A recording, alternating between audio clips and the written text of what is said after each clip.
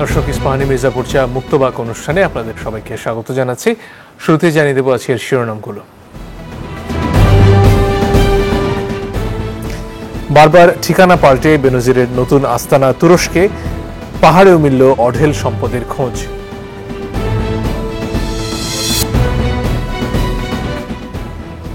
দুর্নীতির মামলায় প্রথমবার আদালতের লোহার খাঁচায় ডক্টর ইউনূস বললেন, এ যেন দেবদেবীর অভিশাপ।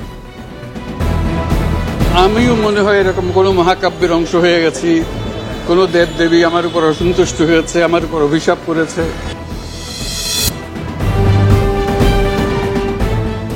পারস্পরিক ঝগড়ায় জড়াবে না বাংলাদেশ, উন্নয়ন সহযোগীদের নিয়ে এগিয়ে যাওয়ার প্রত্যয় প্রধানমন্ত্রীর।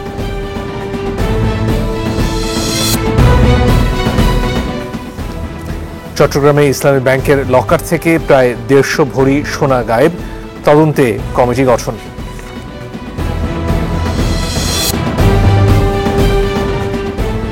অনুমোদনের পরও মালয়েশিয়া যেতে পারেনি প্রায় 17,000 কর্মী, সিন্ডিকেটের কাছে অসহায় মন্ত্রী।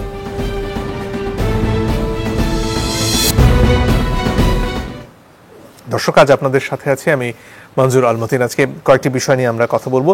তার মধ্যে বেনজিরের প্রসঙ্গ আছে মূল্যস্ফীতির প্রসঙ্গ, এছাড়াও ডক্টর ইউনূস নিয়েও আমরা কথা বলবার চেষ্টা করব। তিনজন সম্মানিত অতিথি রয়েছেন আমাদের সাথে। আছেন জনাব পঙ্কজ দেবনাথ এমপি, তিনি সাবেক সাধারণ সম্পাদক স্বেচ্ছাসেবক লীগ। আছেন জনাব এ.বি.এম. মোশাররফ হোসেন, তিনি প্রশিক্ষণ বিষয়ক সম্পাদক বিএনপি, এবং আছেন জনাব মোস্তফা কামাল, তিনি উপবার্তা প্রধান বাংলা ভিশন। আপনাদের তিনজনকেই স্বাগত আমাদের এই অনুষ্ঠানে। দর্শক, সিপিডি বলছে বাংলাদেশের মূল্যস্ফীতির অবস্থা এই মুহূর্তে শ্রীলঙ্কার থেকেও খারাপ। সে নিয়ে একটা প্রতিবেদন আমরা দেখব, তারপরে আলোচনায় আসছি। সামষ্টিক অর্থনীতির গতিবিধি পর্যালোচনাও আসছে বাজেটে। প্রয়োজনীয় উদ্যোগের বিভিন্ন দিক তুলে ধরতে এ আয়োজন গবেষণা সংস্থা সিপিডির। এতে বলা হয়, স্মরণকালের সবচেয়ে কঠিন সময় পার করছে অর্থনীতি, যেজন্য সরকারের ব্যর্থতার দায় দেখছে সংস্থাটি। এক্ষেত্রে শুধুমাত্র সরকার যে উদ্যোগ কিছু নিয়েছেন, সে উদ্যোগগুলো অপর্যাপ্ত। বিভিন্ন তথ্য উপাত্ত তুলে ধরে বলা হয়, অর্থনীতির আয়তন বাড়লেও সেই তুলনায় পাল্লা দিয়ে তৈরি হচ্ছে না নতুন কর্মসংস্থান। এজন্য প্রয়োজনীয় বিনিয়োগের ঘাটতিকে দায়ী করে সিপিডি। সংস্থার গবেষণা পরিচালক বলেন, আর্থিক খাতের শৃঙ্খলা ফেরাতে যথাযথ উদ্যোগ নেয়নি সরকার। এ সময় প্রবৃদ্ধির পেছনে না ছুটে সংকট সামলে সুরক্ষার বাজেট তৈরির পরামর্শ দেন তিনি। এই বেসরকারি কম বিনিয়োগের পিছনে সরকারের কিন্তু বেসরকারি ব্যাংকিং খাত থেকে উচ্চ ঋণ নেওয়াও কিন্তু একটা দায়ী। যে বর্তমান প্রেক্ষাপটে উচ্চ প্রবৃদ্ধির টার্গেট ধরে এগোনোর চেয়ে সামষ্টিক স্থিতিশীলতা অর্জনটাই সরকারের বেশি প্রাধিকার পাওয়া উচিত। এই চ্যালেঞ্জ উপলব্ধি করে যে ধরনের ব্যবস্থাগুলো নেওয়া হচ্ছে, আদতে সেগুলো কাজে দিচ্ছে কিনা, অথবা কাজে যদি না দেয় তাহলে কি ধরনের পদক্ষেপ নেওয়া দরকার, সেই জায়গাগুলোতে সঠিক উদ্যোগের আমরা ঘাটতি দেখতে পাচ্ছি। মূল্যস্ফীতি নিয়ন্ত্রণে সরকার ব্যর্থ উল্লেখ করে তিনি বলেন, এখনো বহু দেশের তুলনায় চড়া বাংলাদেশের পণ্যমূল্য, তাই আসছে বাজেটে এটি নিয়ন্ত্রণে কার্যকর উদ্যোগের দাবি জানান তিনি। আমরা আয় করি কম, অথচ আমাদের খাবারের পিছনে ব্যয় করতে হয় সবচেয়ে বেশি। আমরা কোন অর্থনীতিতে রয়েছে? দক্ষিণ এশিয়ার যে দেশের দিকে আঙ্গুল দেখাতাম যে ওদের মূল্যস্ফীতি এত বেশি, আমাদের এত কম, সেই শ্রীলঙ্কার চেয়েও আমাদের মূল্যস্ফীতি এখন বেশি। সুতরাং এই যে আমাদের দুর্ভাগ্য যে আমরা মূল্যস্ফীতিকে একটা সহনশীল পর্যায়ে রাখতে না পারা, এটি কিন্তু আমি বলবো যে সরকারের একটা বড় রকমের ব্যর্থতা। এ সময় বিদ্যুৎ জ্বালানি খাতের সমন্বিত পরিকল্পনার সমালোচনা করেন বক্তারা। পরামর্শ দেন রাজস্ব আহরণের প্রক্রিয়া সহজ করারও। শুরুতেই জনাব মোস্তফা কামাল, আপনার কাছে আসতে চাই। একদিকে মানুষের প্রতিদিনের এই বাস্তবতা, যেখানে কদিন আগে একটা পণ্য তারা কিনতেন, খাদ্যপণ্য বিশেষ করে, যে দামে এখন তার দ্বিগুণের কাছাকাছি, ক্ষেত্র বিশেষে দ্বিগুণ দাম দিতে হচ্ছে। অন্যদিকে বেনজির আহমেদরা ব্যাংক থেকে বিপুল পরিমাণ টাকা উঠিয়ে নিয়ে বিদেশে চলে যাচ্ছেন বলে শোনা যাচ্ছে। তারপরে ব্যাংকের অ্যাকাউন্ট জব্দ করার কথা শুনছি আমরা, সম্পত্তি বাজেয়াপ্ত করার কথাও আসছে। এই যে একদিকে টাকা পাচার, এরকম বেনজির বা আজিজ কজন আছেন সে প্রশ্ন, অন্যদিকে এই যে সাধারণ মানুষের প্রশ্ন, সেটাকে এই দুর্নীতি বিরোধী আপাতত যে লড়াই, সেই ডামাডোলে চাপা পড়ে যাচ্ছে। জি, ধন্যবাদ আপনাকে। খুব প্রাসঙ্গিক বিষয় এনেছেন। চাপা কিছুটা তো পড়ছেই, ইস্যুর তোড়ে, একটার পর একটা, একটার পর একটা। আজিজ সাহেব, অর্থাৎ সাবেক সেনাপ্রধান জেনারেল আজিজ সাহেব, এরপরে আসলো আমাদের একজন মাননীয় সংসদ সদস্যের, আমরা আইনগতভাবে এখন পর্যন্ত নিখোঁজে বলতে পারি, কিন্তু বলা হচ্ছে হত্যা করা হয়েছে। কিভাবে হত্যা করা হয়েছে পুলিশ সেটার বর্ণনা দিয়েছে। এর মধ্যে আবার বেনজির সাহেবের নজিরবিহীন নানা কাণ্ডকীর্তি। এসব আলোচনায় বাজারের যে পরিস্থিতি সেটা সিপিডি বা কোনো সংস্থা কিন্তু বলার অপেক্ষা রাখে না। যার যার জায়গা থেকে প্রত্যেকে আমরা অধিকাংশই আমরা ভুক্তভোগী। কিন্তু আবার যখন বেনজির সাহেবদের বিশাল আয় রোজগার পাচার এসব বিষয় আনেন সামনে, তাতে আবার অভাব আছে বলে মনে হয় না। যদি মাথাপিছু ধরেন, এতে করে বেনজির সাহেবের যা আমাদেরও তাই হয় মাথার অঙ্কে গুনলে। আবার এরকম বেনজির একজনে তিনি একা, সেটাও বলা যায় না। কিন্তু আপনি যদি পদ পদবি অবস্থান বিবেচনা করেন, দেখা যায় বেনজির সাহেব যে খুব বেশি কিছু করেছেন, বড় জোর ওনার যেসব সহায় সম্পত্তির বিবরণ এসেছে, ছোটখাটো একটা উপজেলা হতে পারে বা ওনার নামে একটা জেলাও হয়ে যেতে পারে। যেসব সম্পত্তি ওনার সমতলে আছে, পাহাড়েও আছে, দেশে আছে, বিদেশে আছে। এর মাঝে বিদেশের সম্পত্তির কি কোনো হিসাব বা খোঁজ পাওয়া যাচ্ছে? দেশেরটারও এখন পর্যন্ত কোনো হিসাব নাই। বলা হচ্ছে ব্যাংক অ্যাকাউন্ট ফ্রিজ, কিন্তু ওই অ্যাকাউন্টে কত আছে বা কত ছিল বা এখন আদৌ আছে কিনা আমরা কিন্তু এটা নিয়ে এত রাগ ঢাক কেন যে এটা এখনই বলা সম্ভব না? এটা কি এমন কি জটিল কোনো তথ্য যে ব্যাংকে কত টাকা আছে? অবশ্যই জটিল, অবশ্যই জটিল। কারণ তিনি এসব অপকর্ম করেছেন কিনা এ নিয়ে প্রশ্ন ছিল। প্রশ্নটা থাকা উচিত ছিল না। যদি সরকারের জায়গা থেকে সরকার আমলে নিত শুরু থেকে, তাহলে হয়তো ওই বেনজিরের উপদ্রব এই পর্যায়ে আসে না। তাকে রক্ষা করা হয়েছে যে কারণেই হোক, রক্ষা করা বোধহয় সরকারের জন্য খুব দরকারি ছিল না। সরকার ক্ষমতায় আছে 4 বছর ধরে, আওয়ামী লীগ এই দেশের প্রাচীন দল, ভিত্তি আছে। বিএনপি নির্বাচনে নেই বা সংসদে নেই বা রাজনীতিতেও তাদের অবস্থা খুব একটা ভালো না, সেটা ভিন্ন প্রসঙ্গ। কিন্তু আওয়ামী লীগ কিন্তু রাজনৈতিকভাবে নির্ভারে ছিল বা ফুরফুরেই ছিল। কিন্তু সেখানে এই বেনজির সাহেবরা বা এই ধরনের সাহেবরা সরকারকে কিন্তু এক ধরনের বিব্রতকর অবস্থায় ফেলছে। তো আমি ভলিউম বলছিলাম এই কারণে, বেনজির সাহেবের সাথে যদি আপনি ওই পুরান ঢাকার এনুরূপমের কথা আনেন, ফরিদপুরের 2 ভাইয়ের কথা আনেন, অথবা তার বাড়ি কোথায় ঠিক জানে না অনেকেই, CSRS কোথাও আছে কিনা, আরাব খানের কথা যদি আনেন, তাহলে দেখেন যে পদ পদবি বিবেচনায় এরকম প্রচুর বেনজির পথে ঘাটে ছড়ানো ছিটানো। তো তাদের বিভিন্ন কাণ্ড কীর্তিতে যেসব অঙ্ক আসে আমাদের সামনে, তাতে দেশে অভাব আছে খুব একটা মনে হয় না, অথবা অভাব থাকলেও মূল্যস্ফীতি থাকলেও তাদের জন্য সম্ভবত এটা কোনো গুরুতর বিষয় না। তো সেই ক্ষেত্রে সরকারকে একদম দোষারোপ করা বা একদম দায়ী করা, ওইটার অবস্থা এখন পর্যন্ত কিন্তু আসলে আসেনি। তো সেটা কি সরকার লাই দিয়েছে, নাকি লাগাম টেনে ঠিকভাবে ধরেনি, নাকি তারাই সরকারের চেয়ে বড় হয়ে গেছে, এসব প্রশ্ন কিন্তু আছে। তো উদাহরণ হিসেবে বেনজির সাহেব যেহেতু সামনে আমাদের, এই বেনজির সাহেব প্রশংসা ছিল সব দিকে, যে তিনি কত সুন্দর করে হাঁটেন, ওনার হাসিটা কত সুন্দর, বারবার বছরের পর বছর BPM PPM যত পদক আছে এগুলো ওনার ভাগ্যে যায়। উনি অত্যন্ত শুদ্ধাচার পদক তো তিনি পাচ্ছেন, তার উপর শুদ্ধাচার, বিশাল পদক এটা। যে শুদ্ধাচার মানে শুদ্ধ আচার, আচার মানে খাওয়ার আচার না। ওনার আচার আচরণ, স্বভাব, বৈশিষ্ট্য, শিক্ষা, হাঁটা চলা, বলা হতো যে ওনার বডি ল্যাঙ্গুয়েজ দেখলেও বিরোধী দল ভয় পায়। যে ওনার চাহনি এত চমৎকার, ওনার হাঁটা এত চমৎকার, সব কিছুতে একটা চমৎকারিত্ব। তো উনি স্যাংশন প্রাপ্ত। সে সময় কিন্তু সরকার ইচ্ছে করলে আমলে নিতেও পারত। আমলে নেওয়া মানে তাকে শাস্তিতে নেওয়া তা না, একটু শাসন করা, একটু বারণ করা। তিনি কিন্তু অট্টহাসি এসেছেন। আবার এগুলো করতে করতে এক পর্যায়ে তিনিও কিন্তু তার মাত্রা ছাড়িয়েছেন। পুলিশকে তিনি বলেছেন যে অস্ত্র কোমরে থাকবে কেন, সেটা কি দেখানোর জন্য, সেটা ব্যবহারের জন্য। আপনি অদ্যত্ত দেখেন। এক পর্যায়ে কিন্তু আলোচনা আসলো বাজারে যে বেনজির সাহেব আর আজিজ সাহেব দুজনের মধ্যে বেশি স্মার্ট কে। সামনে চলে এসেছে, এগুলো আসা উচিত ছিল না হয়তো, জি, কার বেশি অবদান সরকারের পেছনে।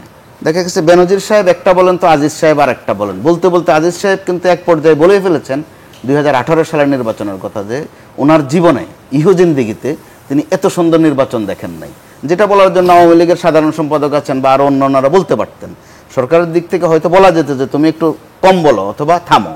অর্থাৎ তাদের মধ্যে লাগামের বাইরে চলে যাওয়ার একটা প্রবণতা, যার অনিবার্য পরিণতিতে এখন সরকারকে বারবার বলতে হচ্ছে যে আমরা তাদের দায় নেব না।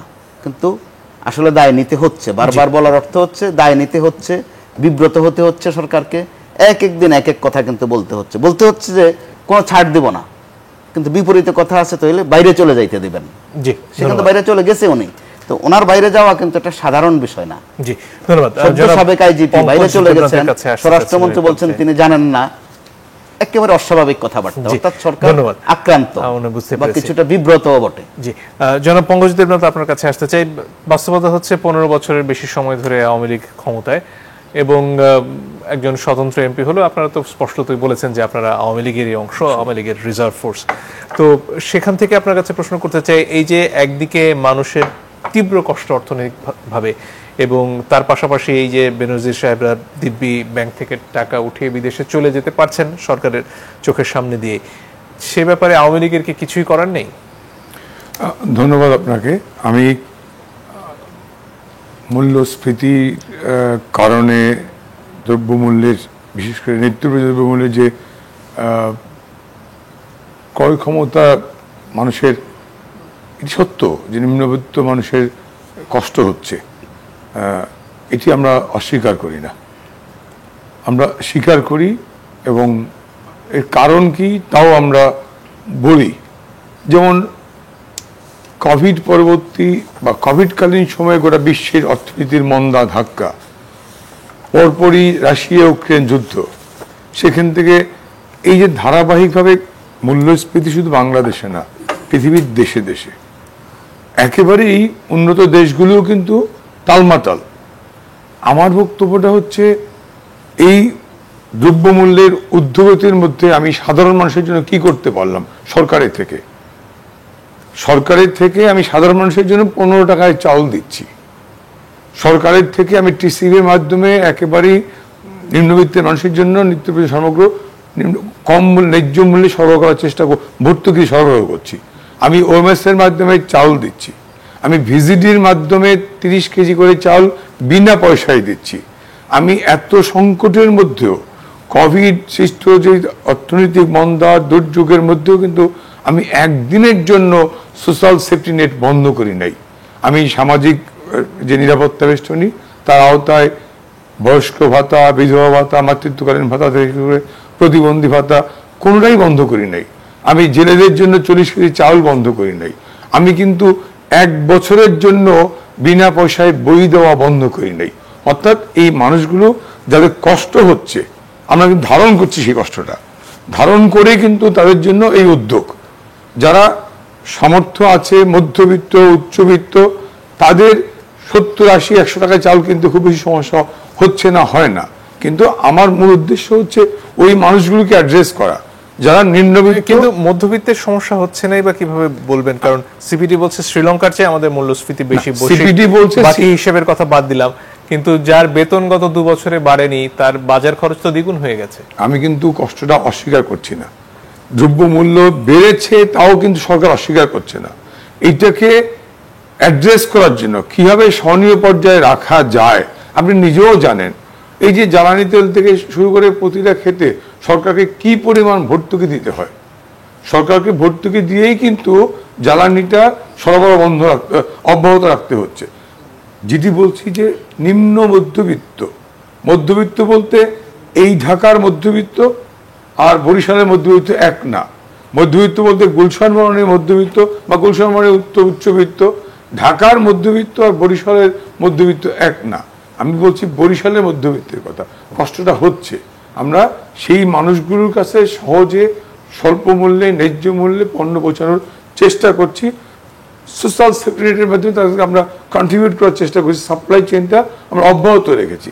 40 কেজি করে একটা জেলেদেরকে চাল প্রতি 4-5 মাস দেওয়া, অথবা 15 টাকা করে চাল, বাজারের চালের দাম 40 টাকা, 50 টাকা, 60 টাকা, 15 টাকা করে চাল কিন্তু দেওয়া হচ্ছে খাদ্য বান্ধব। আমি বলছি এর পাশাপাশিও তো বাস্তবতা হচ্ছে জনাব বেনজির আহমেদের মতো মানুষরা কোটি কোটি টাকার সম্পত্তি বানাচ্ছেন এবং ব্যাংক থেকে টাকা উঠিয়ে নিয়ে বিদেশ চলে যেতে পারছেন, সেখানে দুদক যদি তলব করছে। আমার একটা ছোট্ট কথা হচ্ছেই যে ব্যাংক জব্দ, ব্যাংকের টাকা তুলে নেওয়া বিষয়টা পুরোটাই অনুসন্ধানের আওতায় রয়েছে। দুদক, আমরা সব কিন্তু পত্রিকায় বা মিডিয়ায় আসা, একজাক্টলি ভিতরে বিষয়টা কি, দুদক কি অনুসন্ধান শুরু করেছে কিনা, দুদক কি তাকে নোটিশ করেছে কিনা, দুদক কি তাকে সম্পদ বিবরণী জমা দেওয়ার জন্য বলেছে কিনা, যে দুদকটাই ধরি, এখানে তো মামলাই হয়ে গেছে, সম্পত্তি ক্রোক হয়েছে, মানে তদন্ত না করলে সেটা কিভাবে হবে? সম্পত্তি মামলা ক্রোক হচ্ছে অনুসন্ধানের পর্যায়ে। এখন অনুসন্ধানের পর্যায়ে আমরা শুনছি ব্যাংক জব্দ, অ্যাকাউন্ট জব্দ, টাকা তো, বাট অ্যাকাউন্টে টাকা ছিল কত আমরা শুনছি টাকা তুলে নিয়ে গেছেন, আদৌ টাকা ছিল না কত টাকা তুলছে সেটা তো আবিষ্কার করা খুব না বলে জটিল বিষয়। ব্যাংকে টাকা নাই তুলে নিয়ে গেছেন বললাম, আমি কি জানি যে এই ব্যাংকে 100 কোটি টাকা ছিল তিনি তুলে নিয়ে গেছেন? না জেনেই বলছি ব্যাংক টাকা তুলে নিয়ে গেছেন। এক্স্যাক্টলি 6 মাস, 1 বছর, 2 বছরের ব্যাংকের যে আমরা যে বিবরণীটা আনতে পারি, অর্থাৎ স্টেটমেন্টটা আনতে পারি, তাহলে বলতে পারবো। মানে সেই বিবরণী পাওয়া কি খুব দুষ্কর একটা ব্যাপার? একটা ব্যাংকে কত টাকা ছিল, এই আজকে কত মিডিয়া আছে? তাকে বলা হচ্ছে টাকা তুলে নিয়ে গেছেন, সেই মিডিয়া কিন্তু বলছেন না যে জনতা ব্যাংকে 100 কোটি টাকা ছিল আর 1 টাকাও নাই। ক্যাটাগরিকে বলছেন ঢালাও, এই ঢালাও এটা হচ্ছে, সেটা তো দুদকের তরফ থেকেই বলা সম্ভব ছিল। দুদক যদি বলে থাকে তাহলে আপনি বলতে পারেন। দুদক বলছে, দুদক কি বলছে, মিডিয়ায় কি আসছে, আমি কাউকে ডিফেন্ড করছি না। আমার বক্তব্যটা হচ্ছে, হ্যাঁ, বেনজির আহমেদরা বা আজিজ সাহেবরা গণতন্ত্র সাংবিধানিক ধারাবাহিকতার পক্ষে ছিলেন, যেটি নিয়ে অনেকের মাথা ব্যথা আছে। বিএনপি যখন জ্বালাও পোড়াও অগ্নিসন্ত্রাস করে নির্বাচন বানচাল করছে, তখন তারা গণতন্ত্র সাংবিধানিক ধারাবাহিকতার পক্ষে অবস্থান নিয়েছেন। এটি হয়তো তাদের অপরাধ হতে পারে, আমি তাদেরকে কিন্তু ওই জায়গা পর্যন্ত ডিফেন্ড করবো, বাট দুর্নীতি যদি করে থাকে সেই জায়গায় আমি ডিফেন্ড করতে আসিনি। কিন্তু আমি বলতে চাচ্ছি যে আদৌ ঢালাও না বলে কোন ব্যাংকের টাকা ছিল কিনা বলা প্রয়োজন, সেটা ক্লিয়ার হওয়া মনে বোঝা গেছে। জনাব মোশাররফ হোসেন, এই যে তাদের সাথে জনাব দেবনাথের ভাষায় যে গণতন্ত্র রক্ষায় তাদের যদিও একটা অবস্থান ছিল, তারপরে দুর্নীতির ব্যাপারে তারা আপোষহীন, এই কারণে এই মুহূর্তে আসলে বেনজির আহমেদের বিচার শুরু হয়েছে এবং এটা শেষ পর্যন্ত বিচার হবে বলে জনাব ওবায়দুল কাদের বলছেন, যদিও তিনি বিদেশে থাকেন। ধন্যবাদ আপনাকে। আমি এখানে একেবারে খুব সহজ সরল একটি প্রশ্ন করতে চাই। এই বেনজির আহমেদ বা আজিজ আহমেদরা কি একদিনে তৈরি হয়েছে? আপনাকে আমি একটু বলি, আপনি দীর্ঘদিন সাংবাদিকতায় আছেন, এখানে মোস্তফা কামাল আছে এবং পঙ্কজ দেবন্ত আছেন। আমরা যারা অপোজিশন রাজনীতি করি, অর্থাৎ সরকারের যারা অপোনেন্ট, আমরা একটু কথা বললেও কিন্তু দেখি, আমরা কিছুদিন পর দেখি যে মিডিয়ায় দেখাচ্ছে যে আমরা কি কনভারসেশন করছি। তো এত এক্সপার্ট যেখানে গভর্নমেন্ট, সেখানে বেনজির আহমেদরা, আজিজ আহমেদরা এই অপকর্ম করেছে, এটাকে সরকার জানতেন না? অথবা তাদের যে গোয়েন্দা সংস্থাগুলি আছে সেই সংস্থাগুলির কি কোনো রিপোর্ট ছিল না? আসলে ঘটনা ওখানে না, ঘটনা অন্য জায়গায়, যে কথাটি মোস্তফা কামাল ভাই বলেছেন। আমরা তো বাইরে একটাও শুনি যে আওয়ামী লীগ আজকে ক্ষমতায় টিকে আছে আজিজ বেনজিরদের কারণে। অনেক কর্মকর্তারা প্রকাশ্যে বলে যে আওয়ামী লীগকে তো আমরা ক্ষমতায় এনেছি, পঙ্কজ দেবনাথের কি এমপি হয়েছে? তারাই তো রাত্রে 2018-তে এমপি বানিয়ে দিয়েছে। তা সুতরাং তাদের অন্যায় তো তাদের কাছে। ঠিক আছে, পঙ্কজ দেবনাথরা বলে যে আজিজ আহমেদের বিরুদ্ধে ব্যবস্থা। আপনি পিকে হালদারের কথা মনে আছে? উনি বাংলাদেশ থেকে এয়ারপোর্ট থেকে চলে যায়, 10 মিনিট পর আইনশৃঙ্খলা রক্ষা বাহিনী বেগে ওনাকে পায় না, বিমান ছেড়ে চলে গেছে। অথবা আব্দুল্লাহ বাচ্চু একটা ব্যাংকে টোটাল লুটপাট করে খেয়ে ফেলেছে, তার বিরুদ্ধে কোনো ব্যবস্থা গ্রহণ করা হয়। কখন গ্রহণ করা হচ্ছে? যখন আব্দুল্লাহ বাচ্চু তার সকল সম্পত্তি বিক্রি করে বিদেশে চলে গেছে, তখন তার বিরুদ্ধে মামলা রুজু করা হয়েছে। অর্থাৎ এই অপকর্মকে আওয়ামী লীগ প্রোটেকশন দিয়েছে। তারপর আরেকটি জিনিস এখানে, যেমন আমরা যারা বিদেশে যাই, আপনিও বিদেশে যান, ইমিগ্রেশনে বাদ দিয়ে কাউকে কি বাইরে যাওয়া সম্ভব? আজকে মাননীয় স্বরাষ্ট্রমন্ত্রী বললেন যে আজিজ সাহেব কোথায় আছেন উনি জানে না, বেনজির সাহেব। তাহলে ইমিগ্রেশন কার আন্ডারে? এটা কি স্বরাষ্ট্রমন্ত্রীর আন্ডারে না অন্য কারো আন্ডারে? ইজি তো, ইমিগ্রেশন তো যে কোনো সব বলতে পারে যে আমার কোন যাত্রী এখানে যাচ্ছে, কোন যাত্রী যাচ্ছে না। অর্থাৎ সরকারের ছত্রছায়ায় আজকে বেনজির বাংলাদেশ ত্যাগ করেছে। কারণ সরকারের হয়তো ধারণা বেনজির যদি বাংলাদেশে থাকে, সে এমন, তার যদি কোনো স্টেটমেন্ট গণমাধ্যমে প্রকাশিত হয়, সরকারের হয়তো থলের বিড়াল বেরিয়ে যাবে, যার কারণে খুব কৌশলে তাকে বাংলাদেশ থেকে। কিন্তু এই সবকিছুর মধ্যে বিএনপির ভূমিকাটা কি? ধরুন আজিজ সাহেবের কথা মার্কিন যুক্তরাষ্ট্রের নিষেধাজ্ঞার কারণে সামনে আসলো, বেনজির আহমেদের ব্যাপারে পত্রিকায় নিবন্ধ প্রকাশ হলো, কিন্তু বিএনপি কি পারে না যারা এই সরকারের মধ্যে দুর্নীতি করছেন সুনির্দিষ্টভাবে তাদের দুর্নীতিগুলো তুলে ধরতে? দুর্নীতি এখন আমাদের, আমরা যে আপনি এই যে আইসিটিআই, আপনি দেখুন আপনাদের মাথার উপর চলছে না? আজকে বিএনপি আমাদের নামে কত মিথ্যা বানোয়াট মামলা দেওয়া হয়েছে, আজগুবি গায়েবী মামলা দেওয়া হয়েছে। বিএনপি যদি আজকে একটি আপনার নিশ্চয় মনে আছে, বিএনপির মহাসচিব শুধু বলেছে। আজকে দেখেন বাংলাদেশের আমরা যারা রাজনীতি করি কি বলি, যে আজকে দ্রব্যমূল্যের চরম অসহনীয় একটি অবস্থা। আমরা যদি বলি যে আওয়ামী লীগ গভর্নমেন্ট আপনি যদি আগামী 15 দিনের মধ্যে যদি এই জিনিসপত্রের দাম না কমান আপনার ক্ষমতায় চলে যেতে হবে, ওনারা বলছে এটা নাকি রাষ্ট্রের বিরুদ্ধে ষড়যন্ত্র। এটা সরকারের বিরুদ্ধে বক্তব্য আর রাষ্ট্রের বিরুদ্ধে বক্তব্য, এই পার্থক্যটা যে রাজনৈতিক দল বুঝতে পারে না, যে সরকার বুঝতে পারে না, তার কাছে আপনার কোন সুবচন দিয়ে আপনি তাকে সন্তুষ্ট করেন? কিন্তু আপনারা যদি মামলার ভারে এত জর্জরিত থাকেন, মানুষ কি আপনাদের কাছে একটা বিরোধী দল হিসেবে কোনো প্রতিবাদ আশা করতে পারে? আমরা তো প্রত্যাশা করি। আজকে বিরোধী দল আপনি সফল, আমি তো মনে করি বিরোধী দল সবচেয়ে সহজ। কারণ আওয়ামী লীগ আপনি বলে দেখেন এই বিভিন্ন মেগা প্রকল্প, 15 বছর ক্ষমতায়, বাংলাদেশে নাকি উন্নয়নের মহাসড়ক, তাহলে সরকার কেন, জনগণ কেন তাদেরকে সমর্থন করে না? কেন তারা ভোট কেন্দ্রে যায় না? কেন সরকারের কোনো দ্রব্যমূল্যের ঊর্ধ্বগতির সময় মানুষের পাশে কি বিএনপি দাঁড়ায়? অবশ্যই বিএনপি আছে। আমরা প্রতিনিয়ত কর্মসূচি পালন করছি। এই যে আপনি দেখেন আজকে যে কথাটা উঠছে, শ্রীলঙ্কা আজকে যদি আপনি দেখেন ইন্টারনেটে যান, মুদ্রাস্ফীতি 6.3, অথচ বাংলাদেশে 9 থেকে 10%। আর যদি খাদ্য কেনার ক্ষেত্রে যান, আমরা কিছুদিন আগে দেখলাম প্রথম আলো নিউজ করেছে প্রায় 15% মুদ্রাস্ফীতি খাদ্য ক্রয়ের ক্ষেত্রে। তা সামগ্রিকভাবে বাংলাদেশকে তো একটা ব্যর্থ রাষ্ট্রের দিকে নিয়ে যাচ্ছে। এখানে এমপি সাহেব বলেছে যে তারা সরকারের অনেক কিছু করছে, কাদেরকে দেওয়াচ্ছেন? এই যে সোশ্যাল সিকিউরিটি সেফটির কথা বলছে, আপনি একটা গবেষণা করে দেখেন যে আওয়ামী লীগের বাইরের কোনো লোক পায় কিনা। কারণ এই এখন বর্তমানে বাংলাদেশে এই তালিকা কারা করে? ইউনিয়ন পরিষদের মেম্বাররা, চেয়ারম্যানরা আওয়ামী লীগ মনোনীত, উপজেলা চেয়ারম্যান আওয়ামী লীগ মনোনীত, এমপি আওয়ামী লীগ মনোনীত, জেলা পরিষদ চেয়ারম্যান আওয়ামী লীগের। তা আপনি অন্য মতাবলম্বী বা অন্য যারা ভিন্ন মত পোষণ করে তাদের নাম এই তালিকা দেবে, এটা আপনি কিভাবে আশা করেন? আপনাকে একটা উদাহরণ দিয়ে আমি এই পর্বে শেষ করতে চাই। আপনার মনে আছে করোনার সময় মাননীয় প্রধানমন্ত্রী বলেছে বাংলাদেশে 50 লক্ষ লোকের উনি 2,500 টাকা করে দেবে, খেয়াল আছে আপনার? সেখানে আমরা দেখেছি প্রধানমন্ত্রীর কার্যালয় তদন্ত করে দেখেছে 13,000 ভুয়া নাম দিয়েছে এই মেম্বার চেয়ারম্যান। ধন্যবাদ। এই বাংলাদেশ তো তৈরি করেছে। সেখানে আপনার বিএনপির ভূমিকা, বিএনপির এই নেতৃবৃন্দ আপনি বলছেন দুর্নীতি উৎখাত করে সেই লোক আর বাংলাদেশে বসবাস করতে পারবে? আজকে ইলিয়াস আলী কোথায়? এই কথা বলার কারণে গুম হয়ে গেছে। চৌধুরী আলম কোথায়? গুম হয়ে গেছে। এমপি পারভেজ কোথায়? গুম হয়ে গেছে। সময় হয়ে গেছে জনাব হোসেন, ধন্যবাদ আপনাকে। দর্শক একটু পরে ফেরত আসছি, আশা করি সাথে থাকবেন।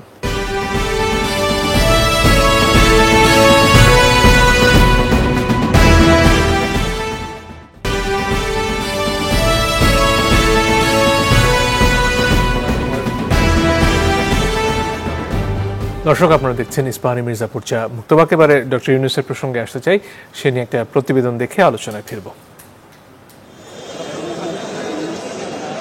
গ্রামীণ টেলিকমের শ্রমিক কর্মচারী কল্যাণ তহবিলের প্রায় 25 কোটি টাকা আত্মসাৎ ও পাচারের অভিযোগে দুদকের করা মামলায় হাজিরা দিতে ঢাকার বিশেষ জজ আদালতে আসেন ডক্টর মোহাম্মদ ইউনূস। সকাল 10:30টার দিকে শুরু হয় শুনানি। এ সময় মামলা থেকে অব্যাহতির আবেদন করেন ডক্টর ইউনূস সহ অভিযুক্ত 14 আসামি।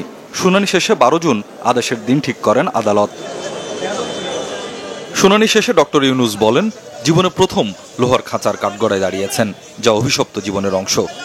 মহাকাব্যে কিছু দেবদেবী থাকে, তারা অভিশাপ দেয়, এবং যাদের উপর অভিশাপ দেয় তারা অভিশপ্ত জীবন যাপন করে। আমিও মনে হয় এরকম কোনো মহাকাব্যের অংশ হয়ে গেছি। কোনো দেবদেবী আমার উপর অসন্তুষ্ট হয়েছে, আমার উপর অভিশাপ করেছে। এই প্রথম লোহার খাঁচায় কাঠগড়াতে দাঁড়াতে হলো। এটা একটা দেখার মতো দৃশ্য। আমি আশা করছিলাম কেউ ছবি তুলবে, কিন্তু ভেতরে তো ছবি তোলার ব্যবস্থা নাই। এই অবস্থা থেকে নিস্তার নেই বলেও মনে করেন নোবেলজয়ী ডক্টর ইউনূস। দেবদেবীরা ঠিক করেন যে একে অভিশাপ দিতে হবে, অভিশাপ দিয়েছে আমার উপরে। ওদের দেবদেবীর কাছে যেতে হবে। এটা অনেক কাঠখড় পুড়িয়ে তাদেরকে সন্তুষ্ট করে খবর বের করতে হবে। ধন্যবাদ। আমি পারতেছি না। তার আইনজীবীর দাবি, ডক্টর ইউনূসের বিরুদ্ধে অভিযোগ ভিত্তিহীন। তবে ডক্টর ইউনূসের দায় স্বীকার দেখছেন দুদক আইনজীবী। আজকে এই মিথ্যা মামলাটা দায়ের করা হলো, যেখানে ডক্টর মোহাম্মদ ইউনূসের কোনো হাত নাই, গ্রামীণ টেলিকমের কোনো হাত নাই। বাংলাদেশে দেখা যাবে যে যারা চুর বাটপার তারা চলে যাবে বিদেশে কোটি কোটি টাকা নিয়ে, আর যারা দেশপ্রেমিক, দেশের জন্য সম্মান আনবে, তাদেরকে ঢুকানো হবে কারাগারে। আমরা দুর্নীতি দমন কমিশনের পক্ষ থেকে 409 দণ্ডবিধির যে মামলা আমরা করেছি, মানি লন্ডারিংয়ের যে অপরাধ তার বিরুদ্ধে আমরা এনেছি, এবং জাল জালিয়াতির যে অভিযোগ আমরা এনেছি, ইনশাল্লাহ আদেশের মাধ্যমে সেটা প্রতিফলিত হবে। আমরা মনে করি তারা তাদের দায় স্বীকার করেই আজকে তারা তাদের পক্ষে যুক্তি প্রদর্শন করছেন। গত বছরের 30 মে দুদকের উপপরিচালক গুলশান আনোয়ার বাদী হয়ে ডক্টর ইউনূস সহ 14 জনের বিরুদ্ধে মামলাটি করেন।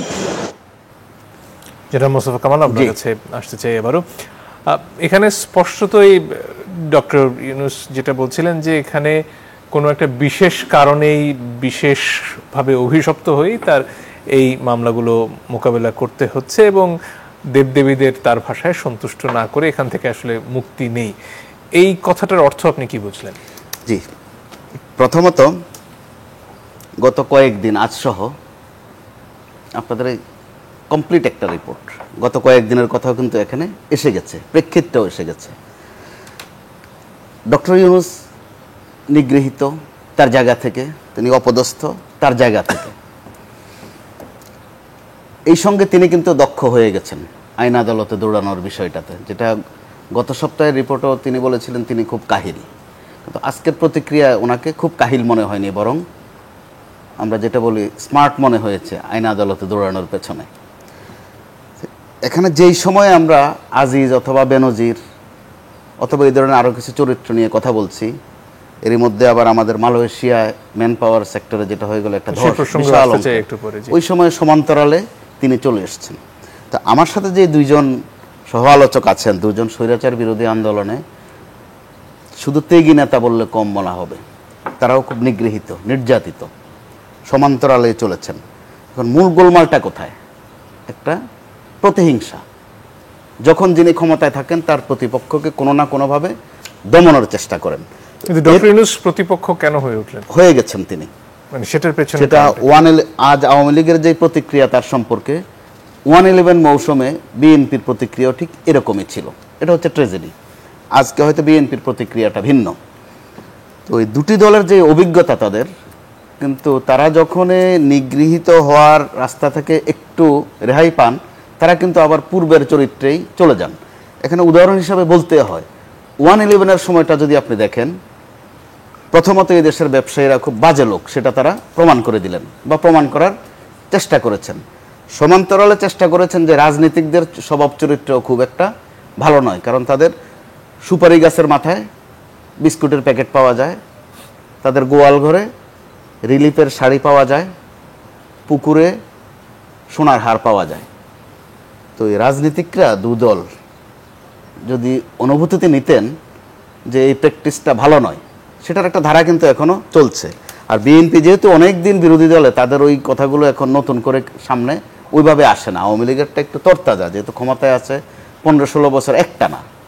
তো 111 মৌসুমে বিএনপি যারা খাস পছন্দের লোক ছিলেন, সেই মঈন ইউ, সেই আরও কয়েকজন, ব্রিগেডিয়ার বারি অথবা ধরেন মাসুদউদ্দিন চৌধুরী, এই নামগুলো কিন্তু উচ্চারিত ছিল, হ্যাঁ, ব্রিগেডিয়ার আমিন।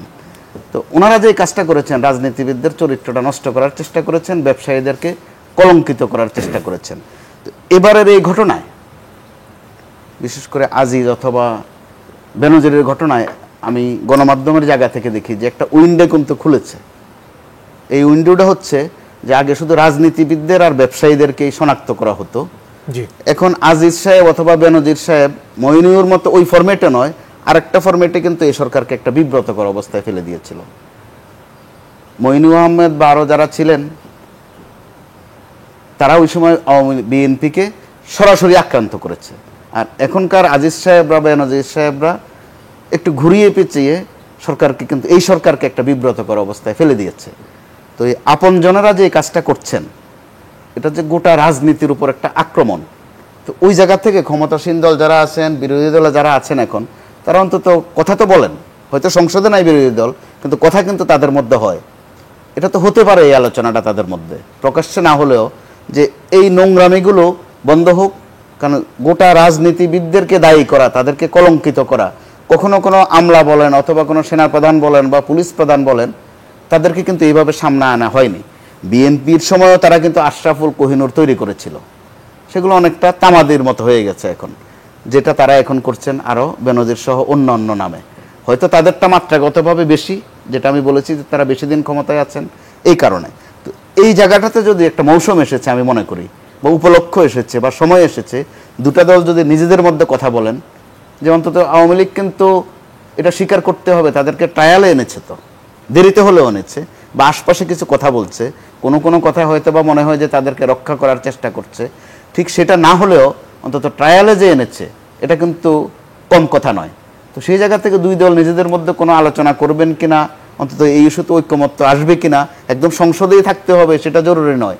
আপনি দেখেন দাদার একজন সহকর্মী, একজন এমপি, মাননীয় সংসদ সদস্য, ওনার ধরেন লাশ পাওয়া গেছে বা পাওয়া যায়নি, কিন্তু আমাদের পুলিশ বাহিনী লাশের টুকরা খুঁজছে। আমাদের আরেকজন মাননীয় সংসদ সদস্য, ইমিডিয়েট ফার্স্ট, আমাদের পঙ্কজ দাদার সহকর্মী, উনি আছেন বিদেশের কারাগারে। অর্থাৎ বিদেশের কারাগারে আমাদের মাননীয় পাওয়া যায়, বিদেশে আবার আমাদের মাননীয় লাশও পড়ে। সেটা কি নিয়ে? স্বর্ণ চোরা কারবার অথবা অন্যান্য আজেবাজে কোনো কাজ। এই বিষয়টা যদি তারা মর্যাদার জন্য অন্তত আমলে নেন, হোক না এটাই শেষ ঘটনা। আনার সাহেবের মেয়ে বলেছেন তিনি শেষ দেখে ছাড়বেন, তো তিনি কতটুকু দেখতে পারবেন সেটা ওনার বিষয়। তো এই ধরনের এমপিরা যে পয়দা হচ্ছেন, এটি দু দল থেকে পয়দা। এই বেনজির সাহেবরা দু দল থেকে পয়দা, আনার সাহেব কিন্তু 3 দলের পয়দা, কমপক্ষে 4টাও হয়। বিএনপির সাথে ছিলেন, একটু মোটা তাজা হয়েছেন বিএনপির সাথে, জাতীয় পার্টি থেকে হয়তো বা হাতে খড়িটা হয়েছে, আওয়ামী লীগে এসে বোধ একদম পুরোপুরি হাইব্রিড হয়ে গেছেন। এই হচ্ছে তফাৎটুকু। অর্থাৎ শরিকানা তাদের দুটি দলের এই ধরনের। আমার মনে হয় বুঝতে পেরেছি আপনার কথা। জনাব মোশাররফ হোসেন, আপনার কাছে আসতে চাই। এই যে পরিস্থিতি, সেখানে সরকারের তরফ থেকে ডক্টর ইউনূসের প্রসঙ্গে বারবার বলা হচ্ছে যে তার যে অপরাধগুলো সেগুলো আইন মেনেই বিচার চলছে এবং এর সাথে আসলে সরকারের কোনো ধরনের যোগসাজশ নেই, কিন্তু ডক্টর ইউনূস ভিন্ন কথা বলছেন। আপনার কি মনে হয়? না, এখানে কথাটা আমি যেটা আপনি যদি এর আগের প্রিভিয়াস যদি কিছু বক্তব্য শোনেন, তাহলে এটা যে কোনো মানুষেরই সন্দেহ করার স্বাভাবিক যে ইউনূসের মামলাটা স্বাভাবিক নিয়মে চলছে না। কেউ ইউনূসকে সুদখোর, ঘুষখোর, 111-এর কুশীলব, নানা বিষয়ে ওনাকে কিন্তু অভিহিত করেছে। সুতরাং এর একটা রেশ যে এটা চলছে না, এটা কিন্তু অস্বীকার করার কোনো সুযোগ নেই। আরেকটি জিনিস আপনি লক্ষ্য করবেন যে আজকে ইউনূসদের বিচার হচ্ছে, হ্যাঁ যে কোনো লোক অন্যায় করলে বিচার হবে, এটাই স্বাভাবিক, কিন্তু আপনি কাউকে যে একবার রক্ষা করছেন সে জবাবটা আপনি কিভাবে দেবেন? আব্দুল্লাহ বাচ্চুরা কেমনে সেভ হয়ে যায়, পিকে হালদাররা কিভাবে সেভ হয়ে যায়, সেখানে তো আপনি নিরুত্তর, আপনার তো সেখানে কোনো উত্তর নাই। শুধু এখন আমি অন্য একটু বিষয়টা আলাপ করতে চাই। আপনি যে এই সংকটগুলি কেন তৈরি হয়েছে, এই সংকটগুলো তৈরি হয়েছে যেখানে গণতন্ত্রের কোনো স্পেস থাকে না, সেখানেই কিন্তু অশুভ শক্তিরা এসে ভর করে। আজকে দেখেন এখানে পঙ্কজ দেবনাথ অথবা মোস্তফা কামাল ভাই, আপনি দেখেন বাংলাদেশে কিন্তু একটা গণতান্ত্রিক ধারা, বিশেষ করে 90-এর গণ অভ্যুত্থানবাদ চলে আসছিল। 91 নির্বাচন, 96 নির্বাচন, 2001, 2008, আপনার অভিযোগের মাত্রাটা খুব একটা কিন্তু খুব বেশি ভারী ছিল না। হয় সূক্ষ্ম কারচুরি, স্থূল কারচুরি। এখন কি হচ্ছে আপনার? এখন তো গণতন্ত্র কি আপনি নির্বাচনে পাঠিয়েছেন, ভোটই নাই, মানুষের কথা বলার অধিকার নাই, যার কারণে আপনাকে অন্য যে কোনো শক্তির উপর ভর করতে হয়। যার কারণে আপনি যে কথাটি মোস্তফা কামাল ভাই বলেছেন যে আমি যদি কোনো অন্যায় করি, কোনো অপরাধ করি, আপনি আমার বিচার করবেন প্রচলিত আইনে, আমাকে শাস্তি দেবেন। আমি একটু যোগ করি, কথা বলার অধিকার নাই আপনি যেটা বলছেন, এটা বোধহয় ঠিক নয় কথাটা। আপনারা কোন কথাটা না বলছেন? না, আমি কথাই বলছি, সেটা কিন্তু নিয়ন্ত্রিত কথা বলা। আপনি কি আমাকে নিজের জায়গা থেকে নিজে নিয়ন্ত্রিত? না, আজকে আমি আপনাদেরকে দায়ী করে বলি, যেমন বাইরে আমরা একটা কথা শুনছি যে মিডিয়া সেলফ সেন্সরশিপ করছে, আপনাদেরকে কেউ বলে দিচ্ছে? আমাদেরকে দায়ী করাটা খুব সহজ। আপনি করেছেন, গতকাল করেছেন, বা আজ করেছেন,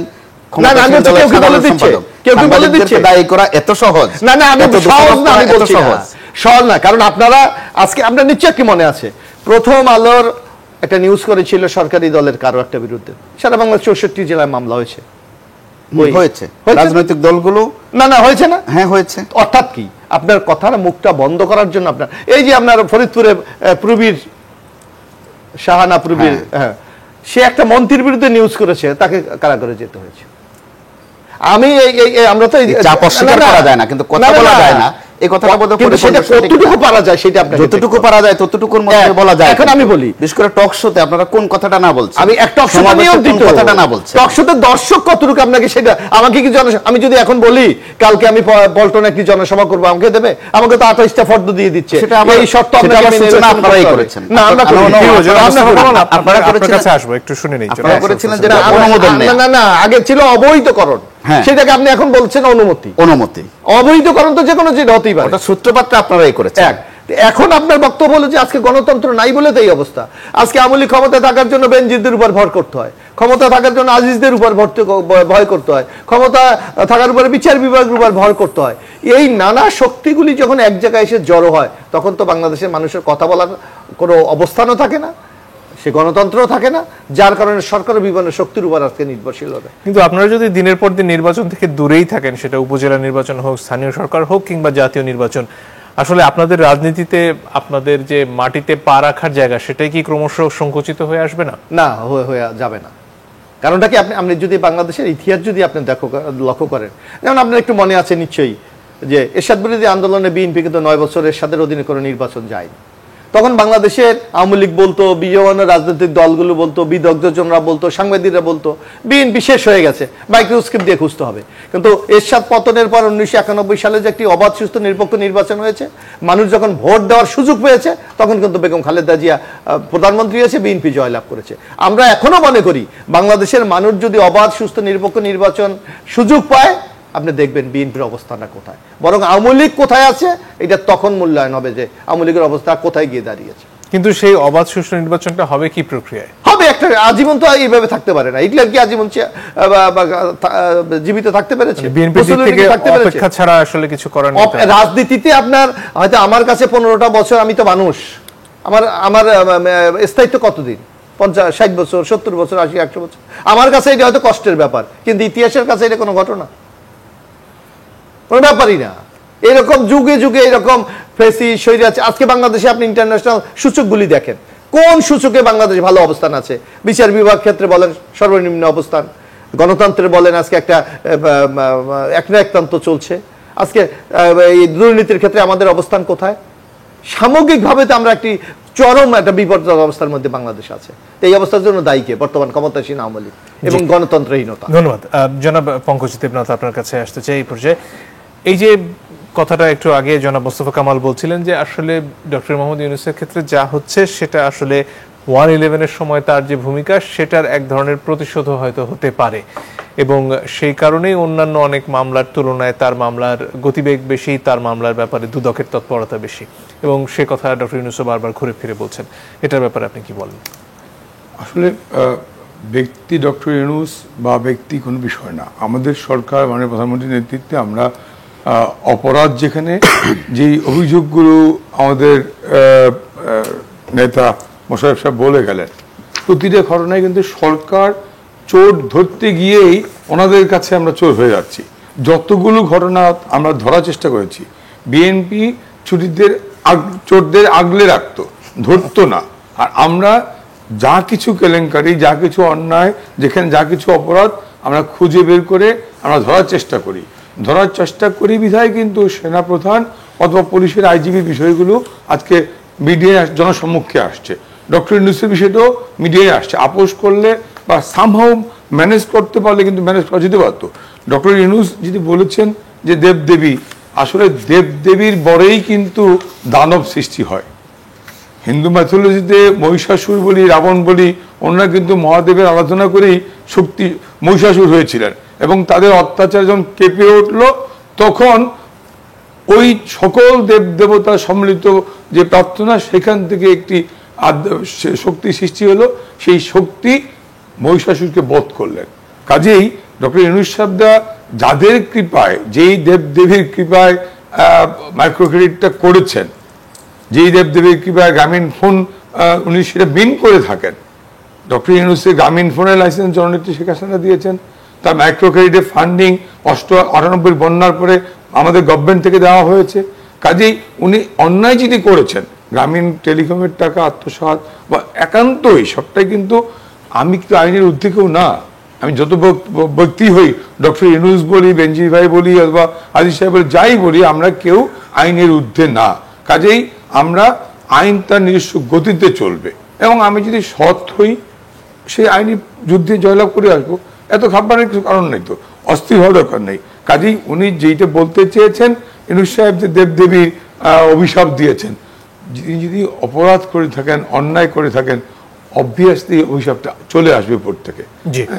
আমি যেটা বলছিলাম সেটা হচ্ছে যে মোশাররফ সাহেব বারবারই বলেন যে গণতন্ত্র গণতন্ত্র। আমার হয় কি একটু কষ্ট হয় যে গণতন্ত্র আমরা চর্চার নামে বিএনপি কোন প্র্যাকটিসটা করে। আমি 10 বছর আগে নাই যাই, 5 বছর আগে নাই যাই, 28শে অক্টোবরও যদি যাই, গণতন্ত্র সমাবেশ করার পারমিশন হচ্ছে কাকরাইলে বিএনপি অফিসের সামনে, প্রধান বিচারপতির বাসা, অথবা সেখান থেকে গিয়ে জাজেস লাউঞ্জের সামনে একটা ইউনিফর্ম পরা, অস্ত্র কাঁধে নেওয়া পুলিশকে কুপিয়ে পিটিয়ে হত্যা করা। এটা কি গণতন্ত্র? প্রধান বিচারপতির বাসায় ঢুকে ভাঙচুর করা, হত্যার চেষ্টা করা, এটাই গণতন্ত্র? মিছিলে যাওয়া নারীদের নামিয়ে বাসে আগুন দেওয়া, গৃহীত করা, এটাই গণতন্ত্র? কাজেই বিএনপি কোনো কালই গণতন্ত্রকে বিশ্বাস করে নাই, এবং করে না বিধায় গণতন্ত্রের যাত্রাকে বিঘ্নিত করে অগণতান্ত্রিক পথে ক্ষমতায় আসা হচ্ছে তাদের মূল উদ্দেশ্য। তার নির্বাচনী প্রক্রিয়াকে বানচাল করতে চায়, সাংবিধানিক ধারায় ক্ষমতা পরিবর্তনকে ব্যাহত করতে চায়, অসাংবিধানিক পথে ক্ষমতায় আসতে চায়। এই কারণেই কিন্তু বিএনপির এই নষ্ট রাজনীতি। আর এখানে আরেকটা প্রসঙ্গে আসছে না, জি, মালয়েশিয়ার প্রসঙ্গ একটু আগে জনাব মোস্তফা কামাল তুলেছিলেন। 17,000 কর্মী, তারা অনেকে জমি বিক্রি করে নানাভাবে ঋণ নিয়ে বিদেশ যাওয়ার জন্য অনুমোদন পাওয়ার পরেও যেতে পারেননি, এবং এখানে বলা হচ্ছে সিন্ডিকেটের জড়িয়ে গেছে এই পুরো ব্যবসাটি, যেখানে বেশ কয়েকজন এমপির নাম উঠে এসেছে, সেখানে সাবেক অর্থমন্ত্রীর নামও আসছে, নিজাম হাজারীর নাম আসছে। এই ব্যাপারগুলোতে আসলে যেখানে প্রবাসী কল্যাণ মন্ত্রী, প্রতিমন্ত্রী বলছেন যে তদন্ত করবেন, কিন্তু সেই তদন্তগুলোকে আদৌ আলোর মুখ দেখে কখনো? আমি আজকে বিকেলে একটি সেমিনারে কথা বলছিলাম এটা নিয়ে, আইওলোর একটা প্রোগ্রাম ছিল আমাদের। আমি এই বিষয়টা নিয়ে, আপনি যদি গত 3 দিন আগে মালয়েশিয়ার কোনো মন্ত্রীর স্টেটমেন্ট দেখে রাখেন, যে এই সিন্ডিকেটটা বা এই পুরো বিষয়টা কিন্তু 2 দেশের সরকারের নিয়ন্ত্রণের বাইরে। আমি তখন এই মন্ত্রণালয়ের স্ট্যান্ডিং কমিটির মেম্বার ছিলাম, আমি সেটা খুব কাছ থেকে দেখেছি। অর্থাৎ মালয়েশিয়া কোভিড, পোস্ট কোভিড সিচুয়েশনে আমাদের মাইগ্রেন্ট ওয়ার্কারদের পাঠানোটা জরুরি ছিল। প্রায় 2.5 লক্ষ যে লোকগুলো ফিরে এসছে, নতুন কর্মসংস্থান, বিদেশি একটি কর্মসংস্থান মার্কেট আমাদের প্রয়োজন ছিল।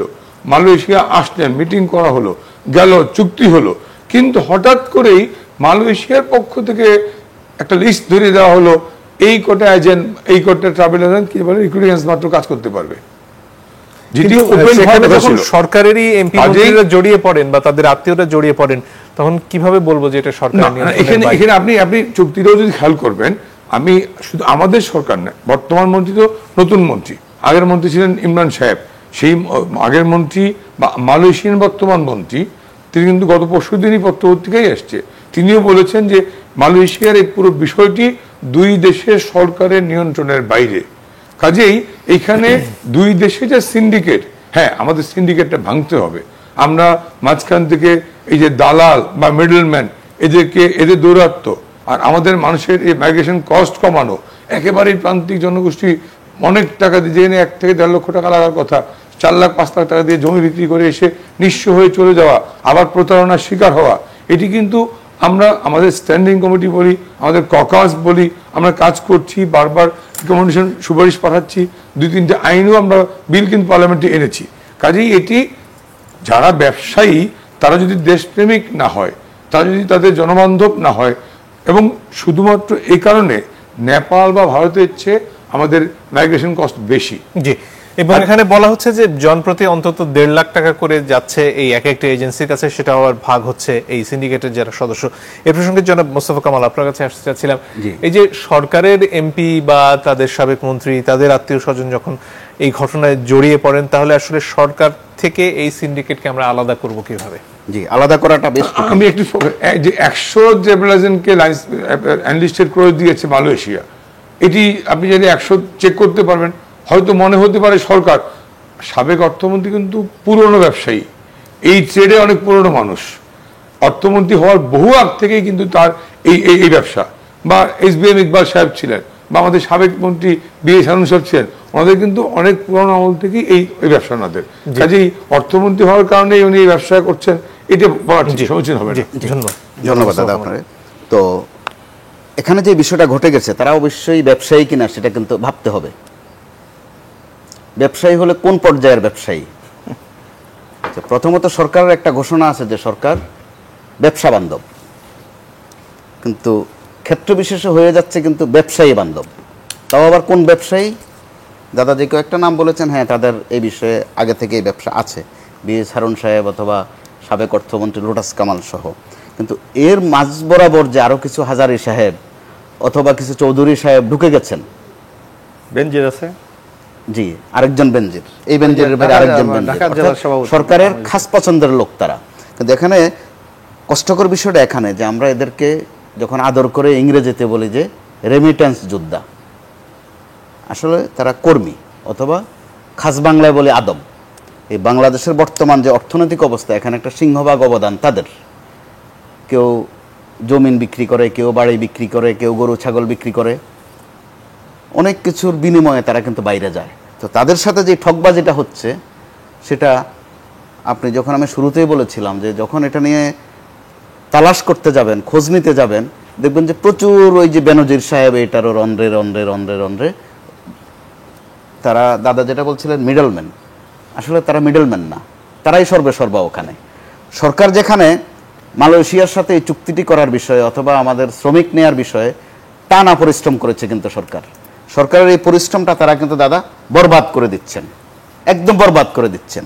আমাদের আলোচনায় যেটা এসেছে, সরকার জেলেদের জন্য পর্যন্ত অবদান রাখছে, তৃতীয় লিঙ্গের জন্য রাখছে, বিধবাদের জন্য আছে, বয়স্ক ভাতা আছে, কিন্তু এগুলো বরবাদ করছে কারা? আপনি খোঁজ নিয়ে দেখেন, প্রত্যেকটাই কিন্তু এরা সরকারের খাস পছন্দ।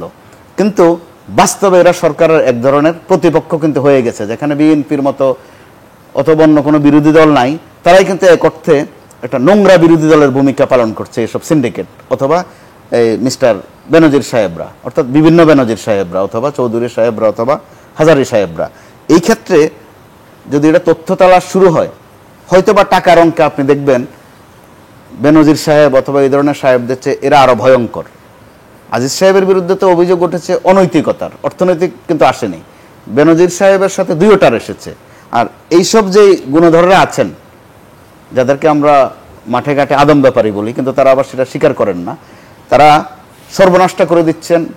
প্রথমত দেশের অমানবিকতা করছেন কর্মীদের সাথে, আর মোটা দাগে ক্ষতি করছেন কিন্তু সরকারের। শুধু মালয়েশিয়া নয়, আরো কয়েকটি দেশে কিন্তু সরকার একটা কমিউনিকেশনের চেষ্টা করছে। যখন সরকার একটু এগোচ্ছে, এই মধ্যপন্থী লোকগুলো সর্বনাশ করে দিচ্ছে। কিন্তু আবার দেখেন তারা নিজেরা কিন্তু, আপনি শ্রমিক রপ্তানি বলেন আর ম্যান পাওয়ার বলেন, নিজেরা কিন্তু ঠিকঠাকভাবে সেটা করছে। তো এই জায়গা থেকে দাদা সংসদে আছেন, কথা বলতে অবশ্যই পারেন আপনি, সেটা শুধু দলের স্বার্থে না, দেশের স্বার্থেও। আপনি আমাদের শ্রমিকদের প্রশিক্ষণ নিয়ে তারা এখানে জালিয়াতি করছেন, তারা নির্দিষ্ট জায়গায় প্রশিক্ষণ কোর্স করাচ্ছেন, টোটাল নিয়ন্ত্রণ তাদের হাতে। আবার আপনি দেখেন ক্ষমতাসীন দল আওয়ামী লীগ যেটাকে বলা হয়, এটা দুঃখজনক বলতেও এখানে কিছুটা জিহ্বায় আটকে যায়। প্রবাসে ওখানে আওয়ামী লীগের কমিটি আছে, বিএনপির কমিটি আছে, ওখানে দেখেন তারা কি সর্বনাশা কাজগুলো করছে, যে কারণে আমাদের শ্রমিকদের ভ্যালু কিন্তু মিডল ইস্ট বলেন, ইউরোপিয়ান কান্ট্রিতে বলেন, অন্যান্য দেশের চেয়ে অনেক নিচের দিকে। সেখানেও কিন্তু একটা রাজনৈতিক সংযোগ, বা সেখানেও কিন্তু মিডলম্যান আছেন, চাকরি দেয়া, চাকরি খাওয়া, তাদের নানান ব্যবস্থা ওখানেও আছে। ধন্যবাদ। জনাব মোশাররফ হোসেন যদি আর কিছু যোগ করেন। না, আমি এখানে একটু কথা, যেভাবে মোস্তফা কামাল ভাই ঢালাওভাবে বলেছে, আমি এটা বিশ্বাস করতে পারি না। কারণ আপনাকে যাদের যে নামগুলি এসেছে, সরকারের ছত্রছায়া ছাড়া এদের এমন সাহস আছে এই সিন্ডিকেশন করা? আপনি যে নামগুলি দেখেন, লোটাস কামাল সাহেব অর্থমন্ত্রী, বেনজির সাহেব ঢাকা জেলা আওয়ামী লীগের দীর্ঘদিন সভাপতি এমপি, জয়নাল হাজারী সাহেব ফেনীর সভাপতি মনে হয় এমপি, মাসুদ চৌধুরী সাহেব তো কত পাওয়ারফুল লোক ভালো করেই জানেন। সুতরাং এদের কি এমন কোনো সাহস আছে যে সরকারকে চ্যালেঞ্জ করার, সরকার যদি ছত্রছায়া না থাকে? আপনি যে কথাটি বললেন, এই যে মেডিকেল চেক আপ আওয়ামী লীগের নেতাদের ফার্ম ছাড়া কোনো জায়গায় হয়? ট্রেনিং আপনি যেটা বলেছেন, আওয়ামী লীগের নেতাদের প্রতিষ্ঠান ছাড়া কোথাও হয়? অর্থাৎ সামগ্রিকভাবে একটা নিয়ন্ত্রণ, এই নিয়ন্ত্রণের টোটাল একটা নেগেটিভ ইম্প্যাক্ট পড়ছে আমাদের কর্মীদের উপর। এই যে আপনি যে মালয়েশিয়ার যেতে আসা যাওয়ার বিমান ভাড়া কত? সর্বোচ্চ 40,000 টাকা।